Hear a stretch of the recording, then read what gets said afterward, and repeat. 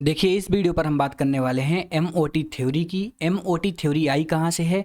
MOT theory chemical bonding का बहुत ही अच्छा टॉपिक है। केमिकल बॉन्डिंग में बहुत ही अच्छे तरीके से पढ़ाई जाती है और नीट का भी फेवरेट टॉपिक हो जाता है, क्योंकि नीट इसे इन एवरी सेकेंड ईयर 1 से 2 क्वेश्चन डायरेक्ट इससे पूछ लेता है और बहुत सारे रिपीट क्वेश्चन इससे आए हुए हैं। तो इसलिए जो एमओटी है वो बहुत ही अच्छा टॉपिक हो जाता है।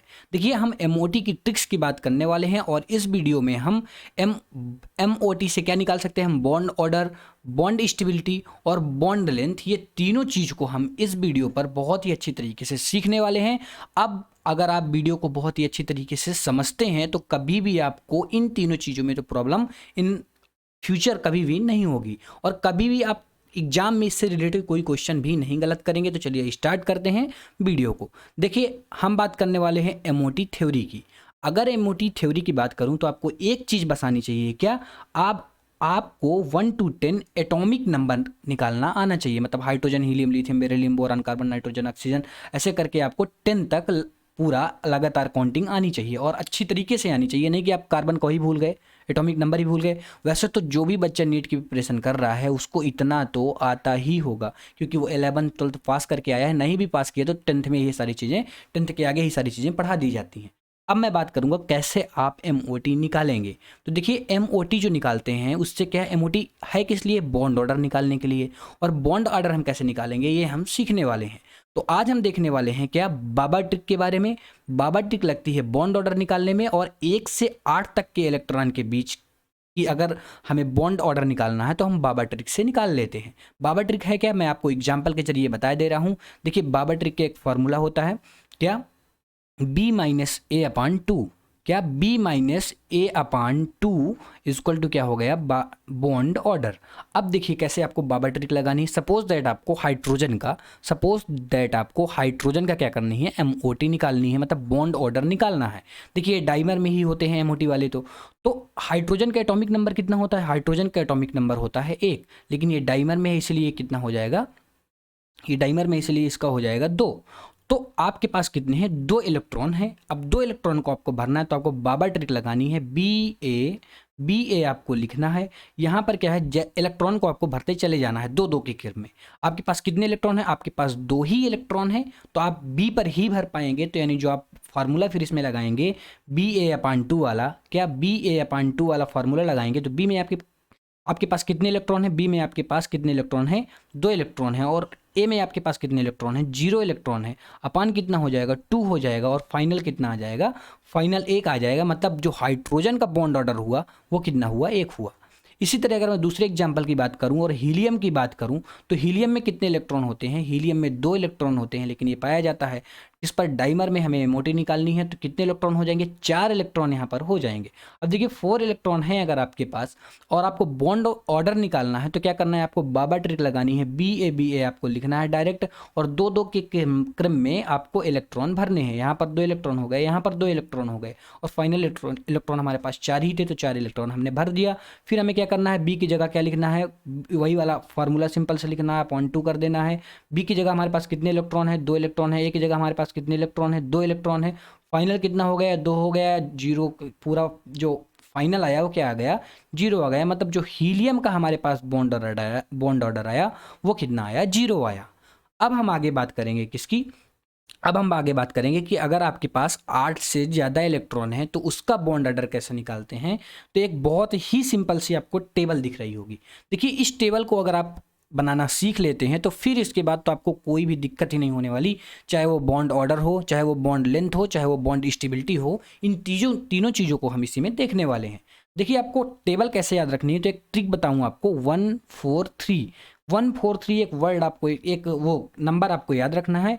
मतलब जो 14 में 3, क्या 14 और 3, ये देखिए जो ये टेबल है आपको बता दूं, ये जो टेबल है ये इलेक्ट्रॉन्स हैं। ऊपर में क्या है, ऊपर वाले इलेक्ट्रॉन्स हैं और नीचे क्या है, बॉन्ड ऑर्डर है। ये क्या है, बॉन्ड ऑर्डर है। एग्जाम्पल के जरिए अगर मैं आपको बता दूं, अगर आपके पास 10 इलेक्ट्रॉन है तो बॉन्ड ऑर्डर 1 होगा। अगर आपके पास 12 इलेक्ट्रॉन है तो बॉन्ड ऑर्डर कितना होगा, 2 होगा।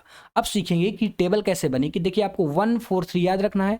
143 से आपको क्या कर देना है, इसको आपको खाली बना देना है। अब यहाँ से आपको काउंट करना है 20 तक, और 20 तक काउंट करना है। यहाँ से आपको क्या करना है, यहाँ से आपको काउंट करना है 8 तक, और यहाँ से क्या करना है, जो आपको 3 दिख रहा होगा ना, 3 को आप 0.5 माइनस करते चले जाएंगे। 0.5 माइनस कर देंगे, 2.5 बचेगा, फिर 2 बचेगा, फिर इधर 1.5 बचेगा, 1.5 से 1 बचेगा, फिर 0.5 बचेगा, फिर इसके बाद 0 हो जाएगा। इसी तरह सेम एज इसी तरह इस तरफ भी होता चला जाएगा। अब आप टेबल तो बहुत ही सिंपल तरीके से बना सकते हैं। अब मैं बात करने वाला हूँ एग्जाम्पल की, कि आप एग्जाम्पल कैसे समझेंगे। देखिए एग्जाम्पल बहुत ही सिंपल एग्जाम्पल से हम शुरुआत कर रहे हैं। सपोज दैट आपके पास क्या है, ऑक्सीजन है। अब देखिए ऑक्सीजन के जो एटॉमिक नंबर होता है वो कितना होता है, 8 होता है, और डाइमर में है, मतलब यहाँ पर क्या हो जाएगा 16, मतलब 16 इलेक्ट्रॉन है हमारे पास। कितने इलेक्ट्रॉन है, 16 इलेक्ट्रॉन है। अब 16 इलेक्ट्रॉन का हमें क्या करना है, बॉन्ड ऑर्डर निकालना है। तो कैसे निकालेंगे, इसी टेबल से निकालेंगे। देखिए 16 इलेक्ट्रॉन यहाँ पर है, 16 इलेक्ट्रॉन की बॉन्ड ऑर्डर कितना होगा, बॉन्ड ऑर्डर जो होगा वो होगा 2। देखिए कितना जल्दी आप बॉन्ड ऑर्डर निकल गया हमारा। अगर आपके पास सपोज दैट ऑक्सीजन है क्या, O2 प्लस है, तो आपको क्या करना है, यहाँ पर 16 इलेक्ट्रॉन हो गए, -1 हो जाएगा क्योंकि एक प्लस है, और -1 हो गया तो आपके पास जो इलेक्ट्रॉन बचे वो कितने बचे, 15 बचे। अब 15 इलेक्ट्रॉन का बॉन्ड ऑर्डर कितना होगा, 15 इलेक्ट्रॉन का जो बॉन्ड ऑर्डर होगा वो कितना होगा, 2.5। ध्यान से समझिए चीज़ों को, यहाँ पर मैं कई चीज़ें आपको बताने जा रहा हूँ।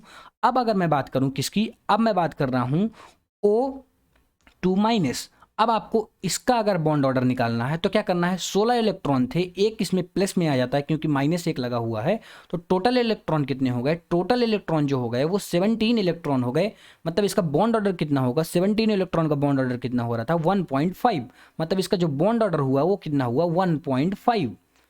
तो ये तो आप बॉन्ड ऑर्डर निकालने लगे। देखिए बॉन्ड ऑर्डर अब आप बहुत ही सिंपल वे पर निकाल सकते हैं अगर आप इस टेबल को समझ लिए हैं तो।